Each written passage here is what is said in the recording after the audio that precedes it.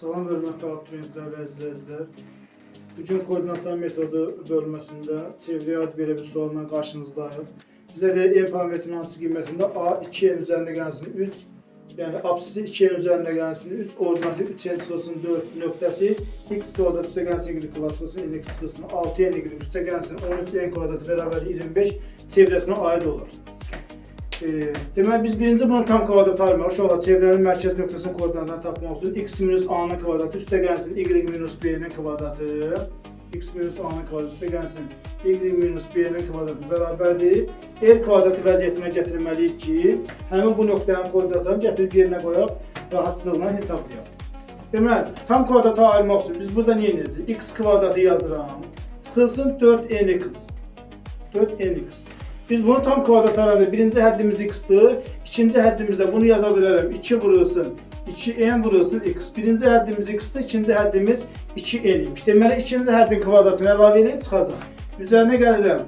4n kvadratı çıxılsın, 4n kvadrat. Yəni, üzərinə əlavə elədiyim ödədə çıxdı. Sonra nə edirəm? Üzərinə gəlirəm. Y kvadratı çıxılsın, 6n y. Bunu da yazarım 2 vurulsun, düsturumuzun eksiği, 2n vurulsun y. İkinci həddimiz oldu bizim 2n. 3n üzr istəyirəm, bunu vurulsun 3n kimi yazarıq. Demək, ikinci həddin kvadratını əlavə edib çıxacaq. Yəni, 3n kvadratı 9n kvadratını əlavə edib çıxacaq. Bir də burada bizim müsbət 13n kvadratımız var. 13n kvadratı bərabərdir 25-ə. Bizə buradan bura qədər tam kvadratı ayıranda verir. X çıxılsın 2n'in mötərizə kvadratı.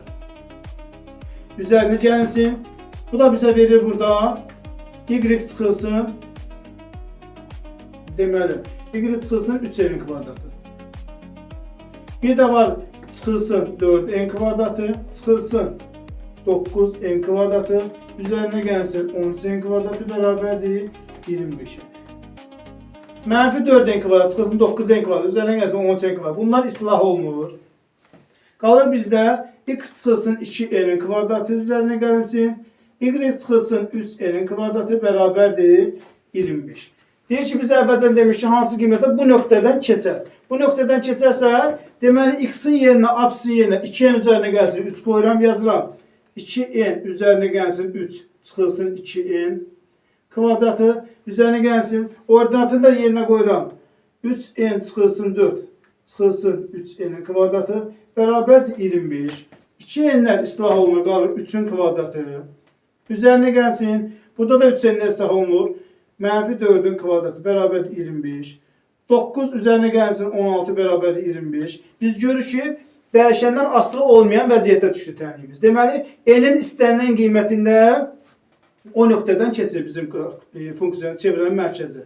Yazırıq n'in istənilən qiymətində. İstənilən qiymətində.